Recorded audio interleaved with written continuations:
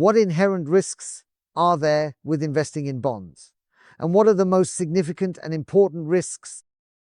We always truly fight for your money. Yes, well, the risk, let's say, of course, you have to say it depends on the type of investment and the strategy with bonds. But the most important risk with corporate bonds, which we currently consider the most interesting, is the credit risk or risk of insolvency. That means I have a guarantee framework, but the guarantee is only as good as the guarantor who issues it. If the company goes bankrupt during the term of the bond, then as a bondholder, I have the right to take over the company, and then I have to realize its value. That can either be sold on or it can be restructured. Our experience is that with senior secured bonds, you get back about 40 to 50% of your investment. And in this way, let's say I get back about half, but I still have a credit risk this way. The best way to manage credit risk, of course, is not to buy just one bond, but to have a broadly diversified portfolio. If, for example, I buy 50 bonds and I get, let's say, a yield in the current market that's maybe somewhere around 6 to 8%, let's say 7% on average.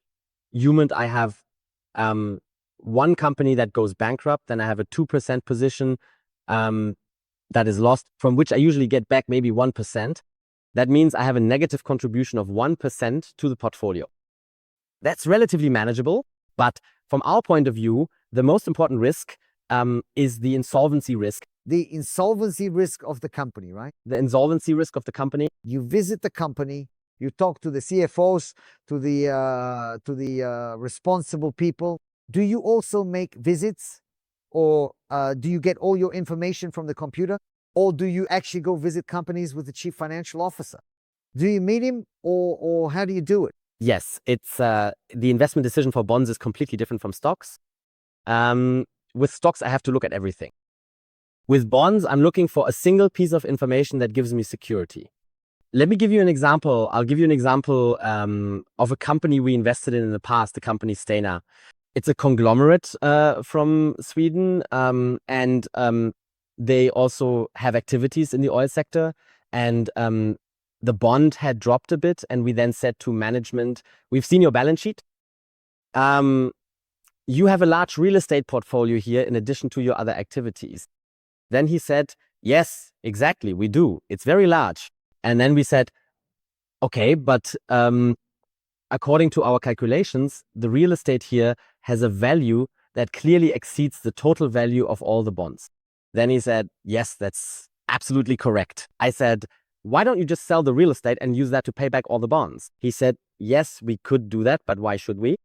We also know that the other activities are quite cyclical at the moment. We've included the real estate as additional collateral.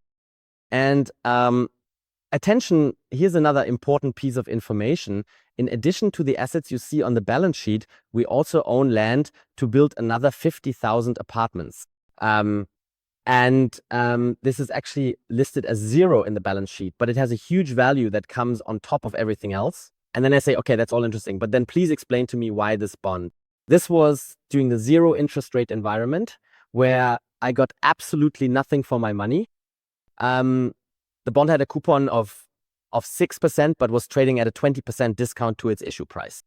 That means the total yield was well into the double digits. So I say, please explain to me how I can get over 10% on this asset right now. That's actually the rule applies. High return, high risk. He says, yes, but the point is, what I'm telling you right now isn't so clear in the market.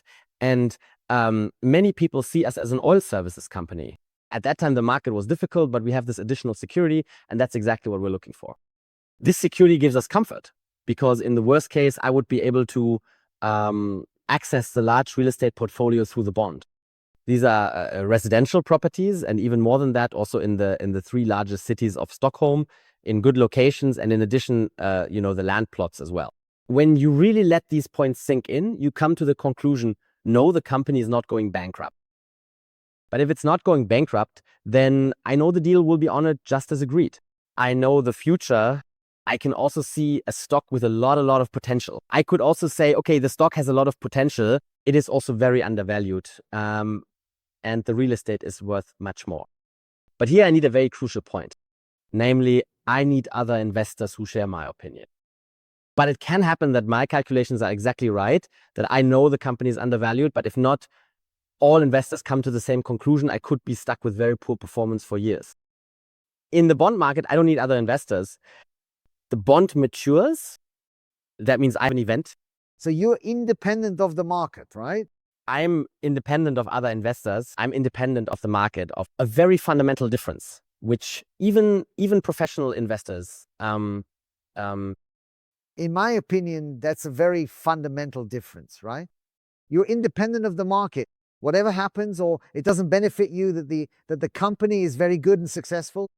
If this opinion isn't shared by others, meaning the market, then it doesn't help. Then the price stays in the basement. On the other hand, with bonds, you have very clear conditions, and you'll always get your money back unless the company goes bankrupt, and even then you still have more rights than than a shareholder does. Exactly. I can share an anecdote about it. About 10 years ago, there was a major energy crisis in the oil sector. Prices had collapsed and we had an investment in a solar operator. He didn't build solar parks, but rather owned several large ones, especially one very big one in Italy. And each project was outsourced into its own company, and we had a credit line at the holding level, so we had ownership of all these assets, and yet the bond still dropped by 30%. We were concerned and called the management and said, for heaven's sake, what's going on over there? And he replied, the sun in Italy will shine just as often this year as it did last year. Because the truth is, yes, the sun shines differently, but over the course of a year, the solar radiation is very consistent, and they had guaranteed feed-in tariffs from the Italian government. In this way, there was a very high level of security. Once we understood that, we were able to calculate the bond was trading at 70 with an 8% interest coupon. The company was called Acron. And accordingly, we had an extremely high upside because there was a fixed maturity. There was also an event trigger. And if I buy them at 70 and then get my money back at 100, then in this way, I can expect another 40 to 50% price gain. The total return is actually even higher than with stocks, but within a secured framework. And that's a wonderful advantage. That's why value investing often works much better. Every value investor knows this behind closed doors. I analyze my stock, I buy an undervalued asset, but sometimes nothing happens for years. That's not the case with bonds. Value investing for bonds is much easier in this way because I have the event trigger. Thank you very much for your very interesting example. Very nice. So if you are genuinely interested in a bond and truly want to know more about these financial instruments, and if you are seriously considering adding bonds to your investment portfolio, then please do give us a call. I am very happy to arrange a comprehensive meeting with Helge Müller specifically for you, and to thoroughly review your portfolio to see precisely how we can effectively incorporate bonds here. This can be especially interesting for older generations, for people who live abroad and receive pensions, that is, those who rely on regular payouts. With bonds, it's not like with stocks. With bonds, you already know in advance what you will receive. The only thing is, you have to choose the right issuer. And that's where Helge is, of course, the top guy, because he actually goes into the companies. He visits the issuers face to face, goes into the company, looks at the balance sheets, talks to the key people, and selects issuers where no mistakes are made. That's why I have also invested part of my private assets with Geneva Invest. That's the name of Helge Müller's company. And I have to say, I am very satisfied with it. Thank you very much. Goodbye, and see you on our YouTube channel.